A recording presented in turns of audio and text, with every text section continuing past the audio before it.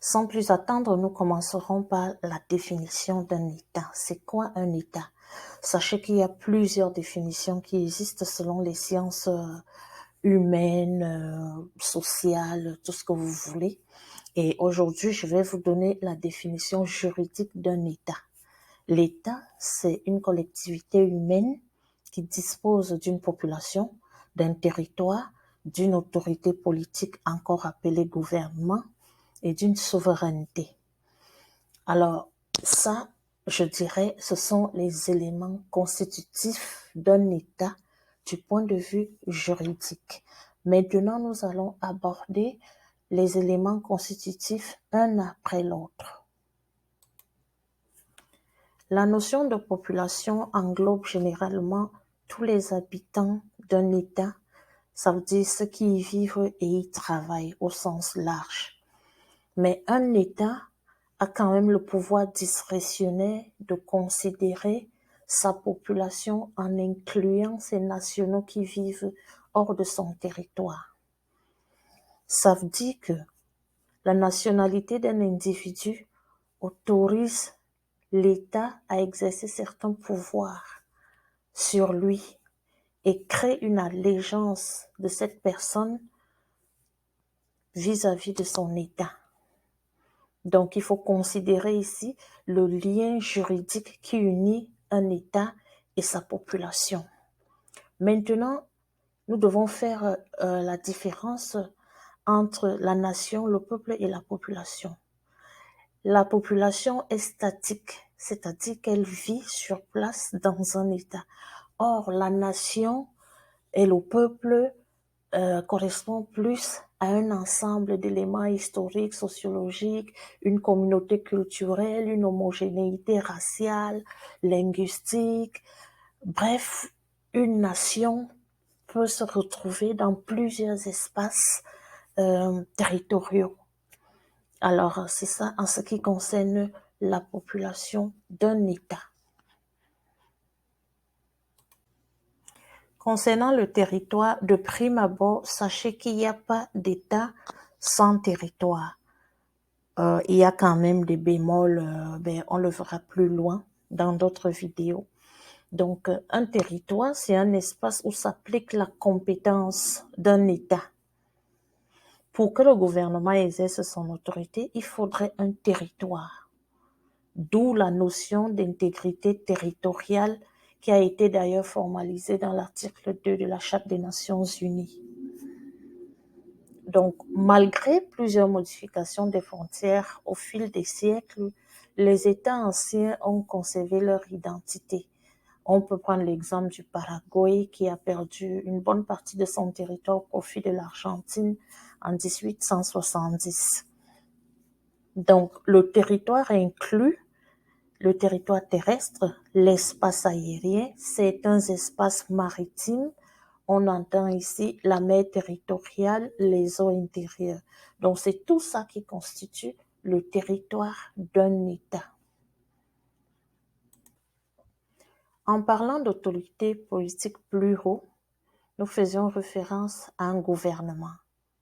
Si un État a une population, un territoire sans gouvernement, alors il n'est pas un État au sens juridique du terme. Le gouvernement implique d'avoir l'effectivité du pouvoir, c'est-à-dire la capacité réelle à exercer toutes les fonctions étatiques, maintien de l'ordre, sécurité intérieure, engagement extérieur. Il y a la différence entre reconnaître un gouvernement ou reconnaître un État. En fait, la reconnaissance d'un gouvernement est un acte déclaratif non basé sur la légalité, mais sur l'effectivité du pouvoir. Par exemple, lorsqu'il y a un coup d'État, c'est pas légal, on s'entend, mais puisque ce sont les militaires qui ont le pouvoir, alors qu'est-ce que les autres États vont faire en relations internationales? Ils seront comme obligés de reconnaître ce gouvernement-là. C'est ce qu'on appelle la reconnaissance de gouvernement. A contrario, un État, lorsqu'il existe, on n'a plus besoin de le reconnaître. Donc, plusieurs gouvernements vont se succéder au sein d'un État et chaque pays a la liberté de façon discrétionnaire, peut décider de reconnaître un gouvernement ou pas. Voilà.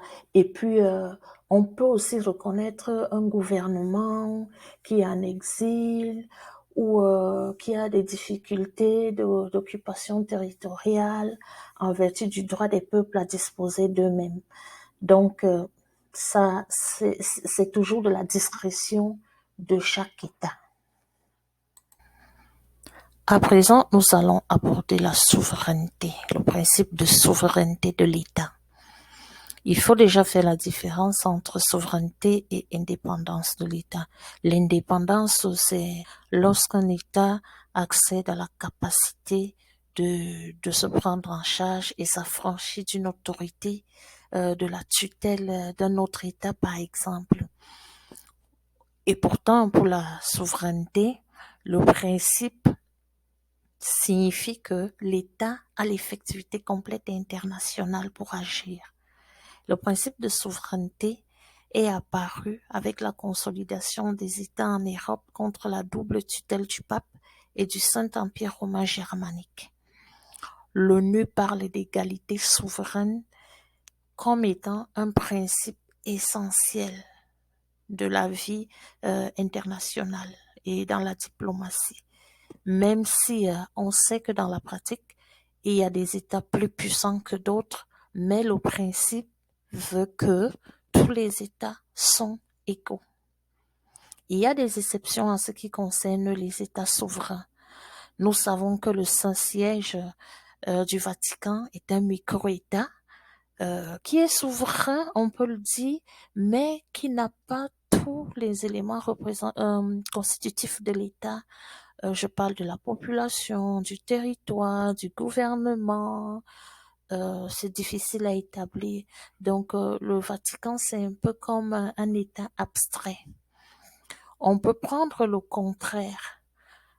L'autorité palestinienne a été reconnue en 1974 à travers l'OLP, l'Organisation de libération de la Palestine, comme étant le représentant du peuple palestinien. Mais on le sait tous, ça fait des décennies que l'autorité palestinienne veut s'affranchir de l'État d'Israël. Ce n'est pas le cas. Donc, on peut dire que la Palestine est un embryon d'État. Mais pourtant, qui a obtenu la reconnaissance internationale, la reconnaissance de plusieurs États. Il y a même des ambassades de la Palestine dans beaucoup d'États. Voilà ce qu'il y avait à dire au sujet de la souveraineté de l'État. Et c'est ici que s'achève cette vidéo aujourd'hui. Merci de votre attention. S'il vous plaît, aimez, partagez et abonnez-vous. La prochaine fois, nous allons aborder l'État dans sa nature et dans sa forme. Je vous remercie. Au revoir.